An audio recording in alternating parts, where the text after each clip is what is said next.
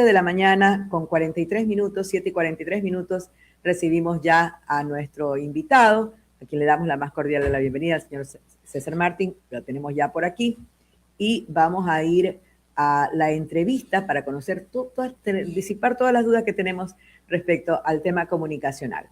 No, así que 7:43, Johnny, 7:44 minutos ya, si nos presenta por acá la entrevista para darle la bienvenida a nuestro invitado, que le ha tocado ver, Dios mío, esta lluvia que a Guayaquil ha azotado hasta con rayos en una casa. Pero tenemos que prepararnos porque contra los fenómenos naturales nadie, solamente la acción conjunta puede amainarlos.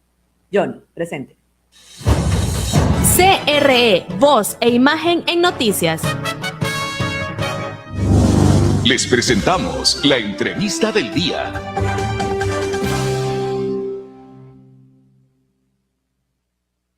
Invitado, el señor César Martín, a quien lo tenemos ya aquí, este Consejo de Comunicación, al cual tenemos muchas cosas al respecto que preguntarle, pero antes le damos la bienvenida. ¿Cómo está? Muchas gracias, buenos días, un gran saludo para usted, para la audiencia. Bueno, es un gusto tenerlo aquí antes que nada y un poco ubicarnos con esto del Consejo de Comunicación, que es nuestro organismo actual después de la SECON, de CERCON, todo eso se recoge en el Consejo de Comunicación respecto, bueno, que está en este momento de alguna manera direccionando, vigilando, viendo, cuidando el tema de la comunicación en el Ecuador. ¿Cuál es el estado, cuál es la situación, cuáles son los planes que en este momento ustedes como Consejo para el bien, el desarrollo de la comunicación en el país están ejecutando?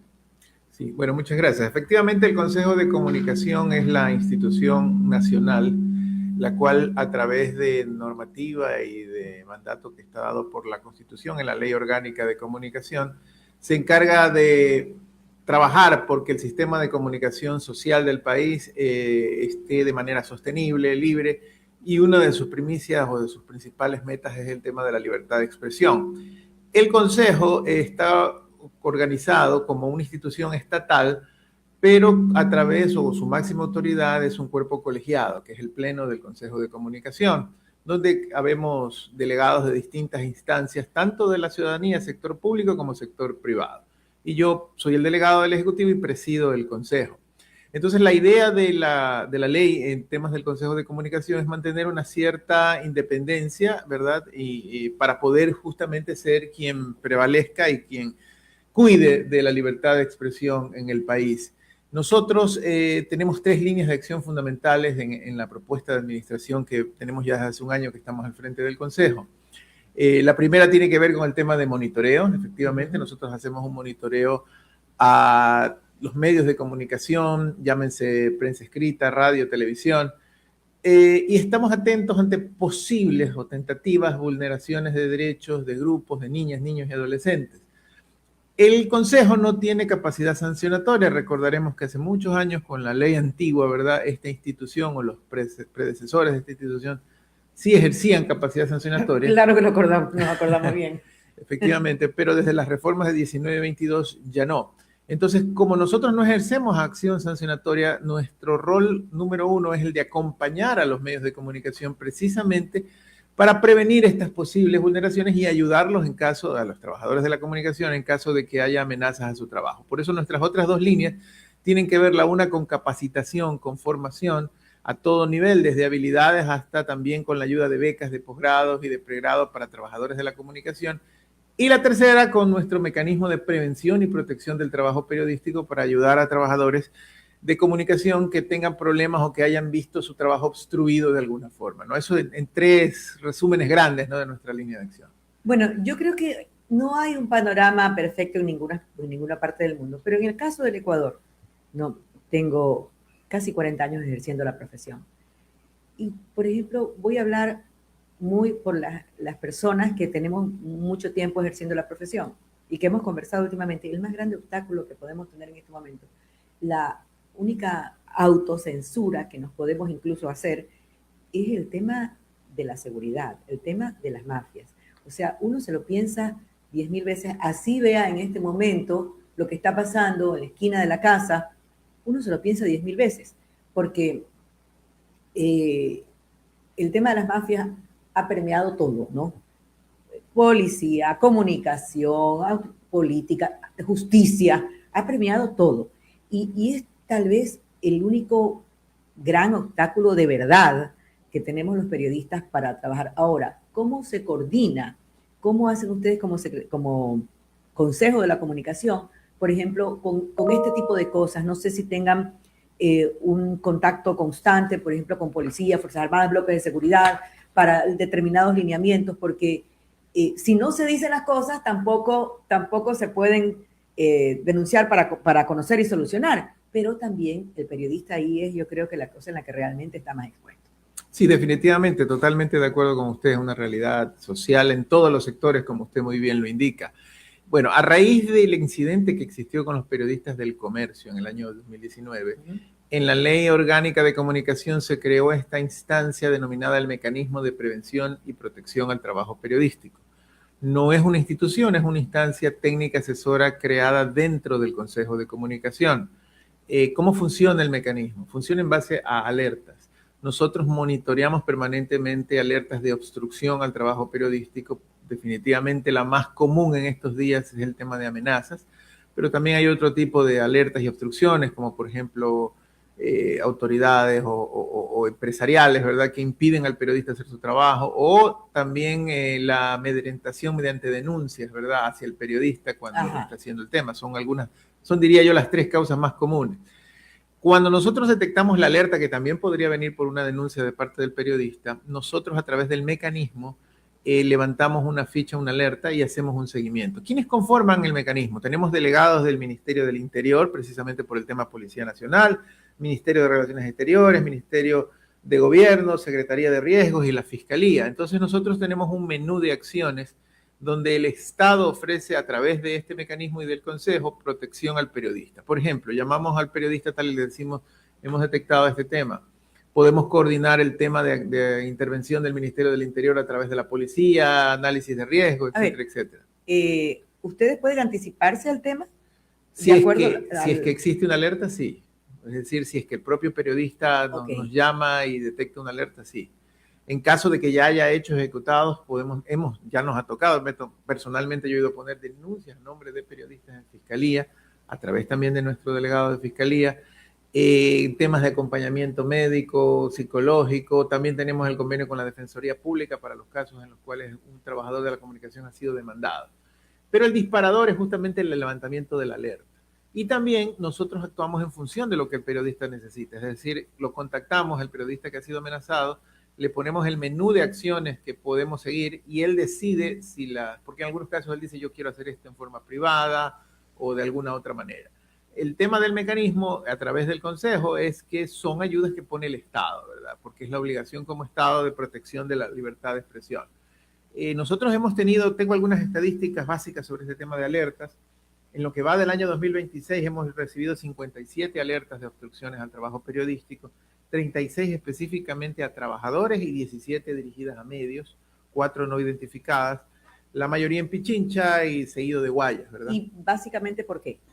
Básicamente quien está liderando en este momento, efectivamente, como usted lo sugiere, las estadísticas son las amenazas de GDO. Sí, que eso es, o sea, como le dije, quienes tenemos décadas ejerciendo el periodismo, yo recuerdo que en la época de reportera, uno decía prensa y estaba protegido. Y uno podía estar con los delincuentes más buscados de la época para entrevistarlos y estaba protegido. O sea, no lo iban a tocar. Ahora la gente que hace reporterismo tiene que pedir permiso, hacer una solicitud prácticamente a los dueños del sector para ver si es posible tan siquiera pasar por ahí, Posorja, el puerto de Guayaquil, etcétera. Existen lugares mucho más peligrosos. Entonces, ¿qué es lo que estamos trabajando precisamente para que lo conozcan los trabajadores de la comunicación?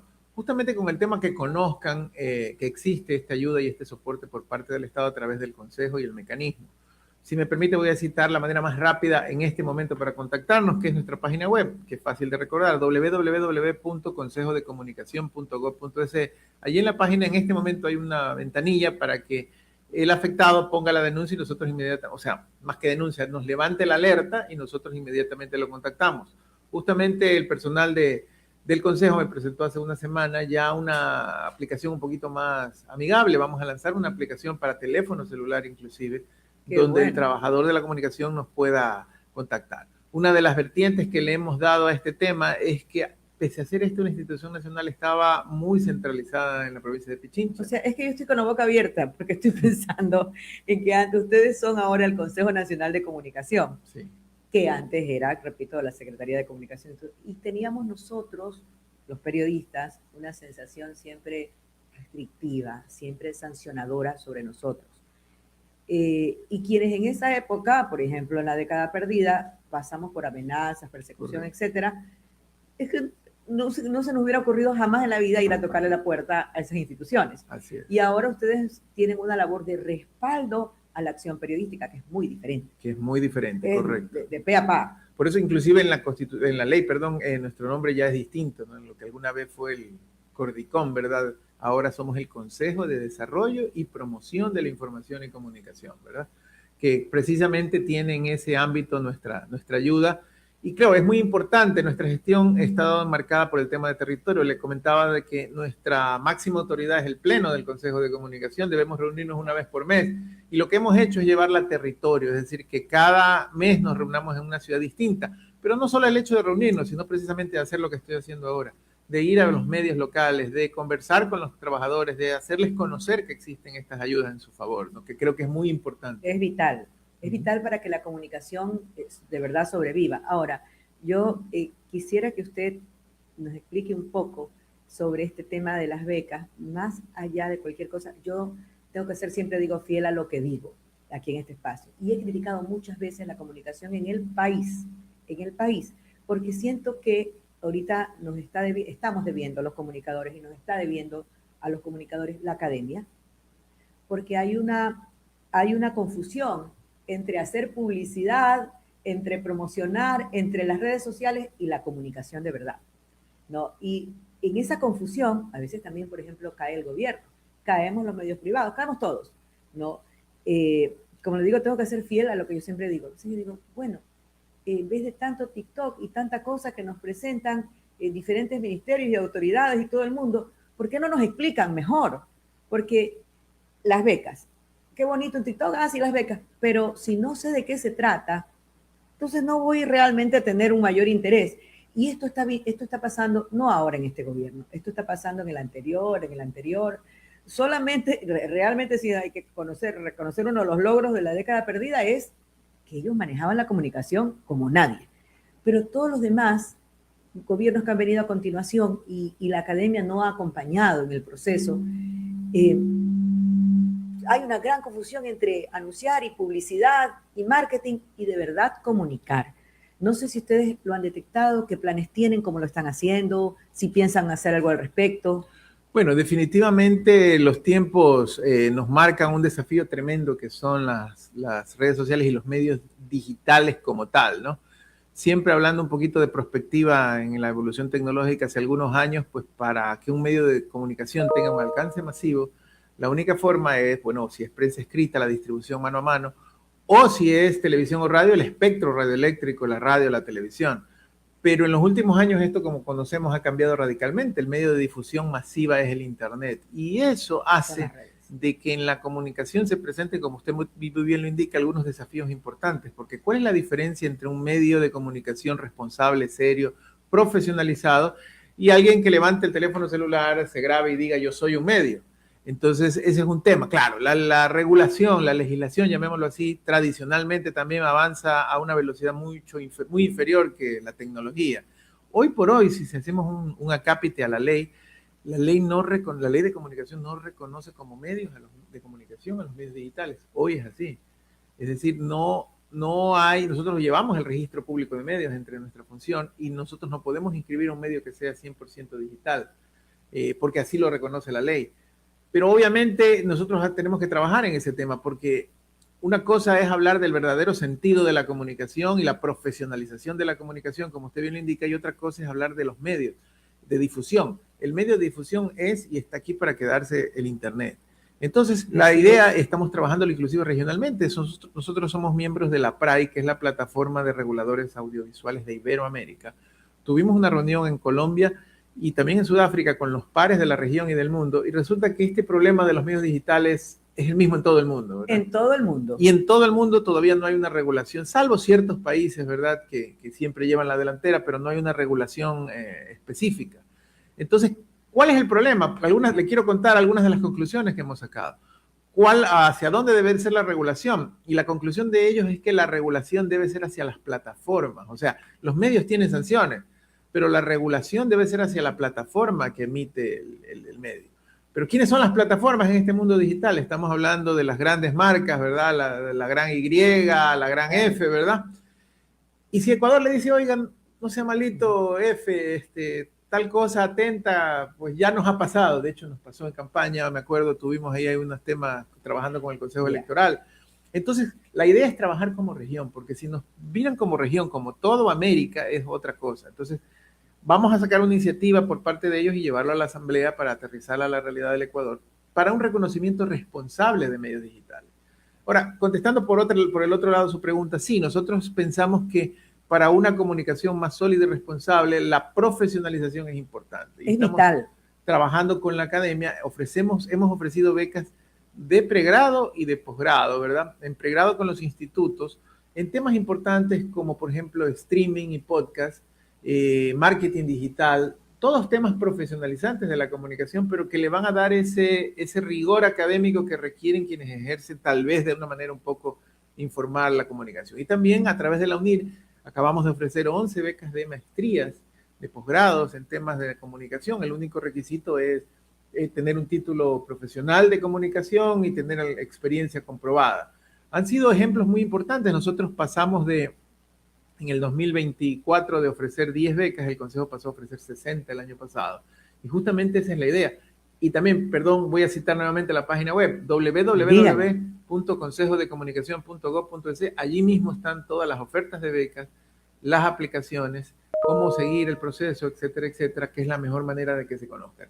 Tenemos claro que un periodismo más profesional, no solamente hablamos del periodismo, sino de los trabajadores también, los audiovisuales, toda la gente que lleva el tema de la comunicación, más profesionalizado, pues definitivamente hace un sistema mucho más sostenible. Es que sí hay una inmensa diferencia entre una comunicación profesional en las redes y la comunicación que usted dice de que, o sea, yo voy y de repente casi se convierte en un chismoso, y no realmente en un comunicador. Sí hay una diferencia estructural, digamos así, muy, muy grande, ¿no? Aparte de la visión comunicacional. Ahora, ¿qué pasa?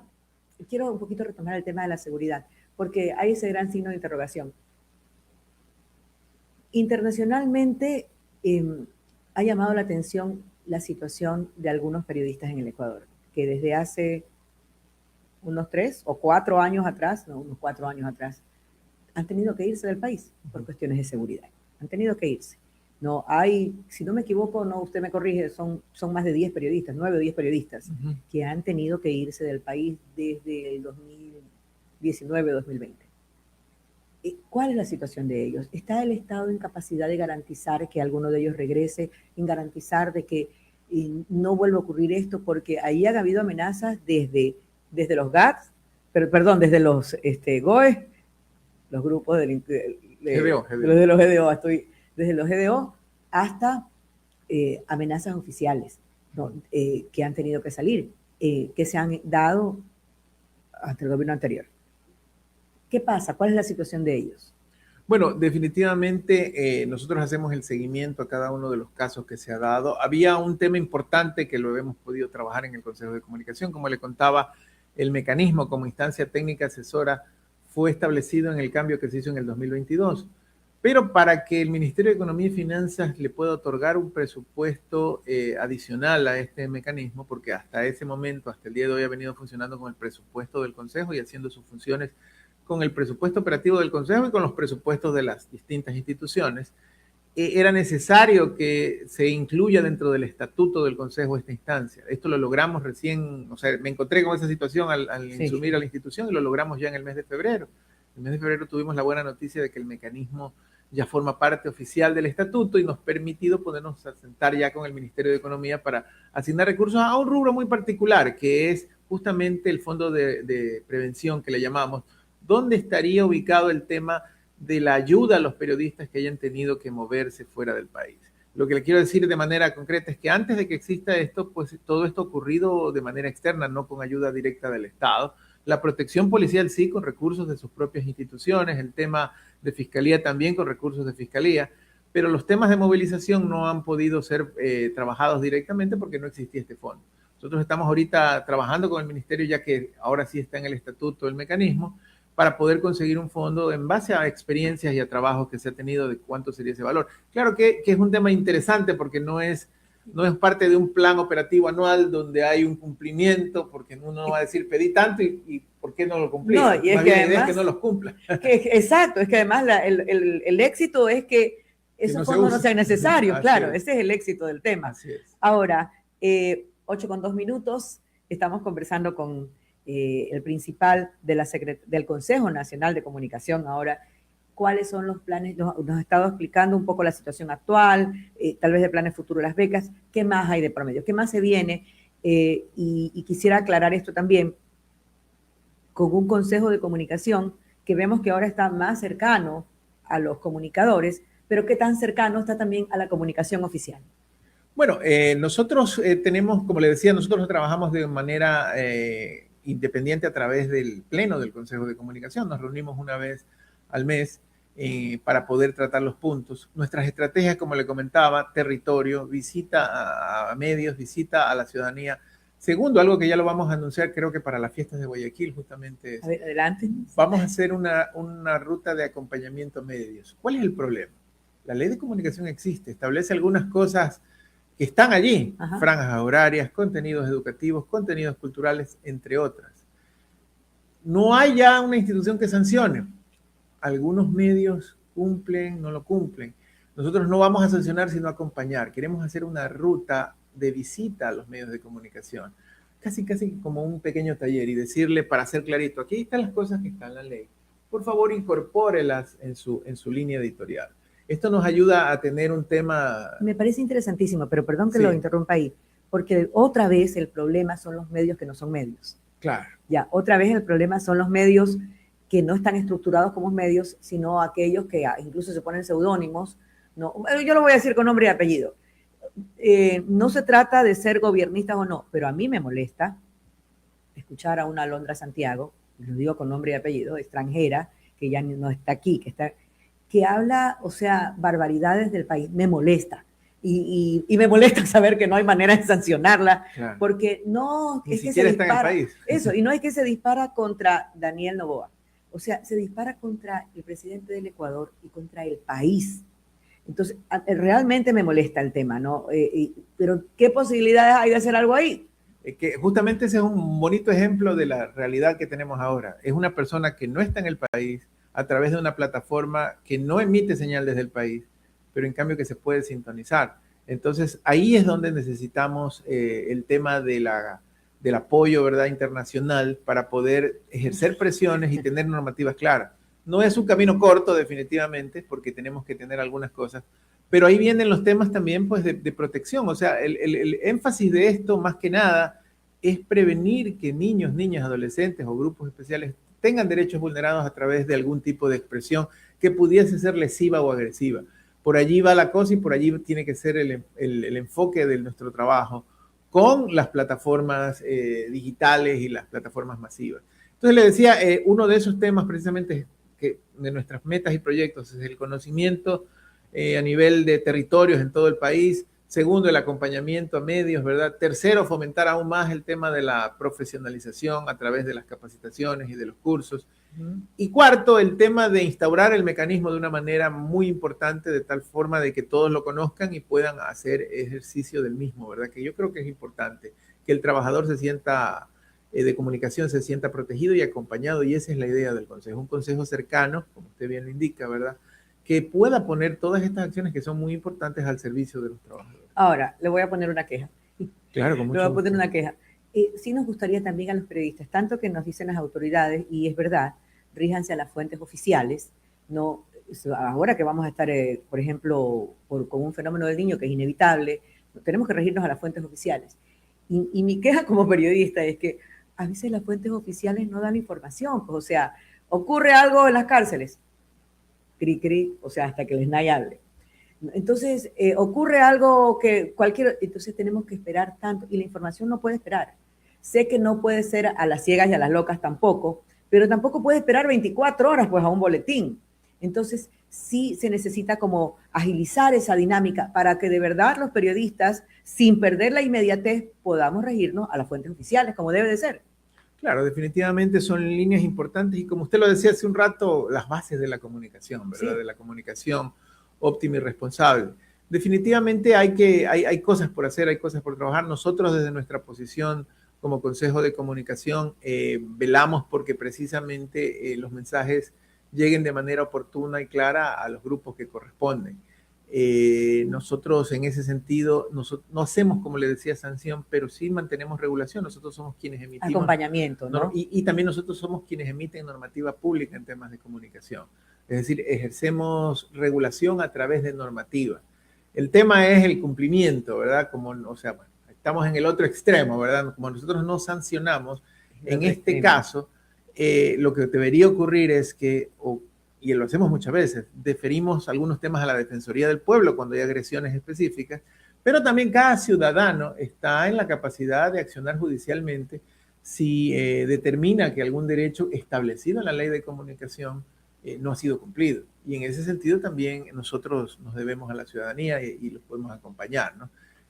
A lo que me quiero decir es, por ejemplo, hay algún tema de algún contenido, lo que usted decía, y un ciudadano se ve o se siente afectado, puede acudir a la Defensoría del Pueblo, puede acudir también a la justicia ordinaria, ¿verdad? O a una acción constitucional, porque hay cosas que están explícitas en la ley. De allí que nuestra idea es acompañar al medio, ¿verdad? Y decirle, mire, esto está en la ley, inclúyalo en sus comités editoriales, tenga cuidado, porque la idea es que no la incumpla, ¿verdad? Es decir, trabajamos en los dos lados, por eso somos un consejo de desarrollo y promoción de la información, tanto desde el lado ciudadano como desde el lado del medio, a quienes tenemos que capacitarlo para que precisamente no incurran en estos incumplimientos, ¿no? Sí, yo creo que la comunicación en el Ecuador quedó tan maltratada y tan golpeada que no podemos permitir ahora un efecto rebote, que de alguna manera la comunicación se salga de su carril y de su objetivo, que en realidad es llegar con los mensajes certeros, claros a la comunidad. Ese es nuestro objetivo. Ese es el objetivo, un sistema de comunicación saludable, sostenible y una libertad de expresión que realmente se constituye en el pilar de la democracia que es. Qué gusto tenerlo aquí, qué gusto poder hablar de estos temas de los que no se hablan a diario, pero que son vitales porque son transversales de todos los temas en el país, como es la comunicación. Definitivamente un placer también estar aquí, quedo a las órdenes. Esta es su casa, gracias. Bien, y con esto nosotros le pedimos disculpas a nuestro compañero Pedrito Marchán.